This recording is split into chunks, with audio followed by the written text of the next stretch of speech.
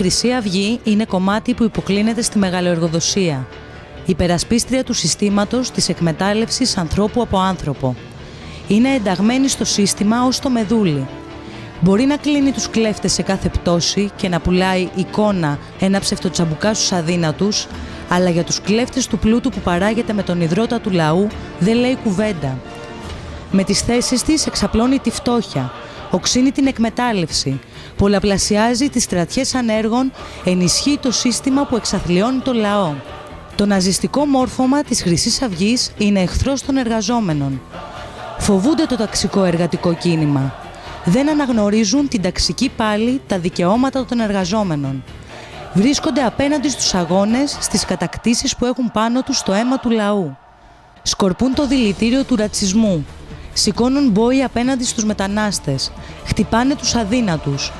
Οι απόγονοι του φασισμού είναι επικίνδυνοι για το λαό. Ο φασισμός δεν έρχεται από το μέλλον.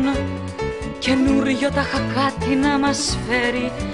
Κρύβει μες στα δόντια του, το ξέρω, καθώς μου δει.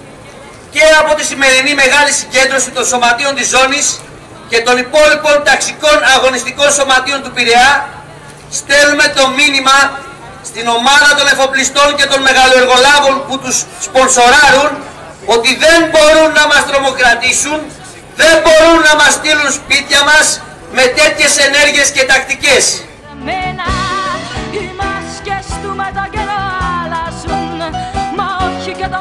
Είναι προβοκάτορες των αγώνων.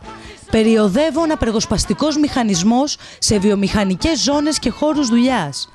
Το δεξί χέρι κάθε εργοδότη και κατασταλτικός μηχανισμός.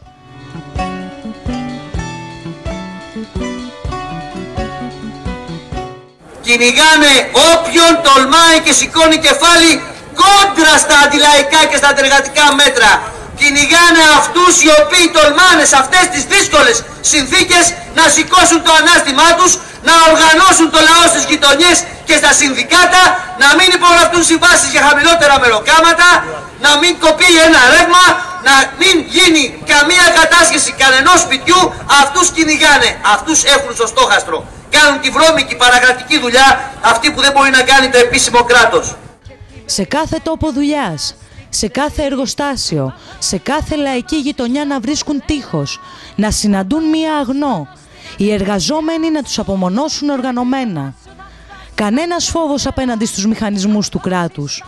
Όπως οι απεργοί εργάτες αφόπλησαν τους μπράβους της Χρυσής Αυγής, με τον ίδιο τρόπο σε κάθε εργατικό χώρο και σε κάθε εργοστάσιο η απάντηση στους απόγονους του Χίτλερ της 4ης Αυγούστου και της δικτατορίας του 1967 πρέπει να είναι δυναμική. Να είναι αυτό που φοβούνται. Απάντηση ταξική.